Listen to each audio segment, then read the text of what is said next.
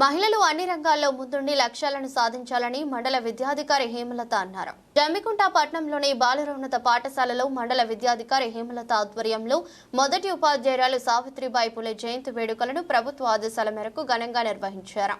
ఈ సందర్భంగా ఆమె చిత్రపటానికి పూలమాలలు సమర్పించి ఘన నివాళులర్పించారు.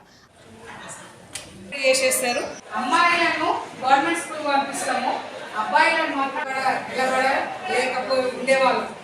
ఇలాంటి చదువు ఇంటికి వెళ్ళు అంటే ఒక కుటుంబంలో అమ్మాయి సందేశం అనేటువంటిది వెళ్తుంది. అతన్ని బ్యాగ్ కానీ లంచ్ బాక్స్ కానీ పట్టుకోనివ్వరు. ఈ సావిత్రిబాయి పూలే గారు మొట్టమొదటి మహిళా టీచరు అందరి ఆడవారి కొరకు, అందరి స్త్రీల కొరకు, వాళ్ళ విద్యా అభ్యాసం కొరకు చాలా కృషి చేసి వాళ్ళందరూ చదువుకొని బాగుపడాలని చెప్పేసి అవమానాలకు అవహేళనలకు కూడా ఓర్చి దేశంలో అందరి స్త్రీలు మంచిగా ఉండాలని చెప్పేసి ఒక 50 స్కూల్స్ను ఓపెన్ చేసి ఆమె అభ్యున్నతికి, స్త్రీల అభ్యున్నతికు తోడ్పడిన సావిత్రిబాయి పూలేకు ఈరోజు జన్మదిన శుభాకాంక్షలు చేస్తూ గవర్నమెంట్ ఈరోజు ఈ ప్రోగ్రామ్ను ఏర్పాటు చేయడం జరిగింది. చాలా థ్యాంక్ఫుల్. ఏ గవర్నమెంట్ ఈ విధంగా చేయలేదు. ఈ గవర్నమెంట్ ఈ ప్రోగ్రామ్ చేసింది అంటే కనుక ఈరోజు ఇట్లా జరుపుకోవడం, మహిళా ఉపాధ్యాయుల దినోత్సవం జరుపుకోవడం చాలా సంతోషకరంగా ఉంది. ఆమెను మనం స్ఫూర్తిగా తీసుకొని ముందుకు నడవాలని చెప్పేసి, అందరూ మంచిగా చదువుకోవాలని, మహిళా అభ్యున్నతి ఇంకా జరగాలని చెప్పేసి అప్పటి నుండి ఇప్పటి వరకు జరిగింది చాలా తక్కువనే అనుకుంటున్నా. ఇంకా జరగాలి, మహిళలు అన్నిట్లలో ముందంజలో ఉండాలని కోరుకుంటున్నా. మగపిల్లల్ని మంచిగా పెంచాలి, ఆడపిల్లలను ధైర్యంగా పెంచాలి, అన్ని ఎదుర్కొనేటట్టు ఉంచాలి.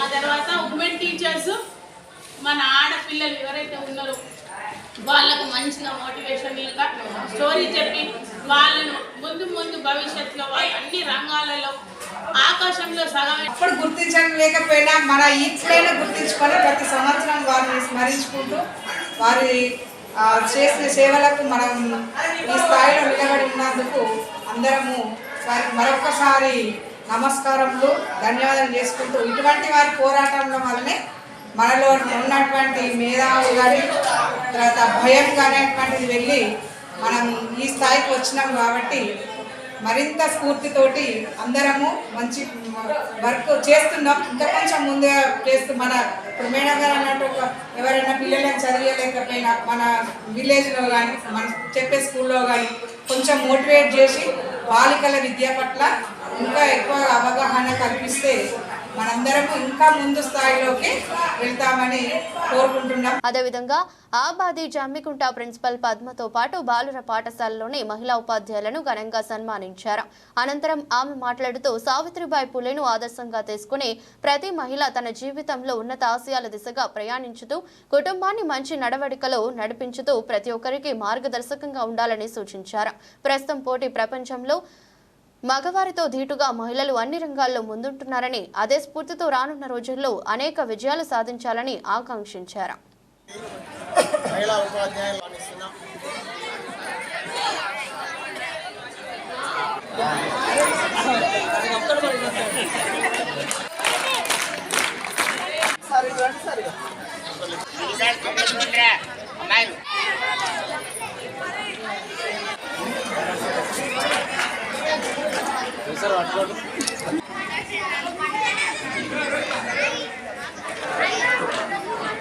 ఉపాధ్యాయులందరికీ కూడా శుభాకాంక్షలు. ఈరోజు మనం ఈ స్థాయికి ఎదిగినామంటే జ్యోతిబా పూలే పరంగానే. ఈరోజు మన స్త్రీలంతా కూడా ఆకాశము భూమి అనే తేడా లేకుండా మొత్తం ప్రపంచాన్ని ఏలుతున్నారు. ఈరోజు ఈ స్థాయికి మా మహిళలందరినీ తీసుకెళ్ళినటువంటి పూలే గారికి మా మహిళ అందరి తరపున ధన్యవాదాలు. ప్రతి రంగంలో కూడా ఈరోజు స్త్రీ అంతరిక్షాన్ని కూడా ఈరోజు మన స్త్రీ వెళ్తుంది. దీనికి మొదటి అడుగు వేయించినటువంటి ఘనత వారికి దక్కుతుంది. వారికి మా మహిళా మహిళ అందరి తరపున కూడా మేము ధన్యవాదాలు తెలుపుకుంటున్నాము. ఇటు కార్యక్రమాన్ని నిర్వహించిన మా పాఠశాల ఉపాధ్యాయులకు మరియు మన గవర్నమెంట్ వారికి ప్రత్యేక కృతజ్ఞతలు తెలుపుతాం. తెలంగాణ ప్రభుత్వం ఈరోజు రాష్ట్ర వ్యాప్తంగా మహిళా ఉపాధ్యాయులను సన్మానించాల్సిందిగా పాఠశాలలో ఉన్నటువంటి ప్రభుత్వ ప్రైవేట్ పాఠశాలలో ఉన్న హెడ్స్ను ఆదేశించడం జరిగింది. అందులో భాగంగా జెడ్పీహెచ్ఎస్ బాయ్స్ పాఠశాలలో పనిచేస్తున్నటువంటి మా మహిళా ఉపాధ్యాయులందరినీ కూడా ఘనంగా మా పాఠశాలలో సన్మానించడం జరిగింది. జ్యోతిరావు పూలే జన్మదిన సందర్భంగా ఈ మహిళలను భారతదేశం మొదటి మహిళా ఉపాధ్యాయురాలను, ఆమె అతి చిన్న వయసులో 6 సంవత్సరాలకు పెళ్ళైనా కూడా తన భర్త సహకారంతో, పూలే గారి సహకారంతో మొదటి ఉపాధ్యాయురాలుగా భారతదేశంలో పేరు ప్రఖ్యాతిగాంచి అన్ని మతాలకు కులాలకు అతీతంగా కూడా 50 పాఠశాలను నెలకొల్పి ప్రతి మహిళను శక్తివంతం చేయాలంటే విద్యనే ప్రధానమని చెప్పేసి ఆనాడు బ్రాహ్మణ విద్య ఆధిపత్యం ఉన్నా కూడా అందులో ఉన్నటువంటి మహిళలను విద్యకు దూరంగా ఉంచినటువంటి సందర్భం.